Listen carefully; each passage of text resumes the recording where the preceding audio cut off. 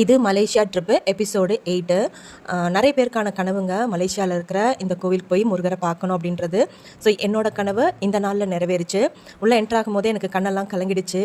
அவரை நோக்கி நடக்கும் போதே வந்து ஒரு மாதிரி மிக்ஸ்டு ஃபீலிங்கு, ரொம்ப எமோஷ்னல் ஆகிட்டேன். என்னை சுற்றி என்ன நடக்குதுன்றதே தெரியல. ஒரு நிமிஷம் நான் பாட்டு நடந்து போயிட்டே இருந்தேன். பக்கத்து ஊரில் இருக்கிற கோவிலுக்கே வேண்டின டைமுக்கு போக முடியல. பட் இந்த கோயிலுக்கு நான் வந்து 1 இயர்க்குள்ளே வரேன் அப்படின்னு நான் வேண்டினேன். முருகனுடைய அருளால் நான் 1 இயர்க்குள்ளவே நான் இந்த கோவிலுக்கு ரீச் ஆகிட்டேன்.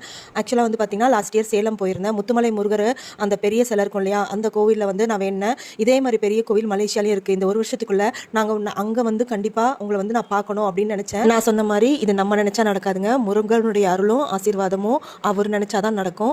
ஸோ அந்த நாள் 11 மணி போல் இருக்கும். நாங்கள் ஏற ஆரம்பித்தோம். கொஞ்சம் வெயிலாக தான் இருந்துச்சு. ஆக்சுவலாக ஸ்டெப்ஸ் வந்து ரொம்ப ஸ்டீப்பு. ஸோ ஏறுறது கொஞ்சம் கஷ்டமாக தான் இருந்துச்சு. கம்மி படிக்கட்டு தான். ஆனால் ஏறும்போது ரொம்ப எனர்ஜி லாஸ் ஆன மாதிரி இருந்துச்சு. நல்ல வேலை ஜென்டிங் ஐலாண்டில் நாங்கள் ரொம்ப சுத்தலை எதுவும் பண்ணல. ஸோ என் மைண்ட் ஃபுல்லாக இங்கே இருந்ததுனால அந்த ஃப்ரெஷ்னஸோடவே இங்கே வந்து நாங்கள் ரீச் ஆகிட்டோம். உள்ளே போன உடனே லைனோ முருகரை வந்து எட்டி பார்க்கணும் அப்படியெல்லாம் எதுவுமே இல்லைங்க. ரொம்ப ஓப்பனாக ரொம்ப ஃப்ரீயாக இருந்துச்சு.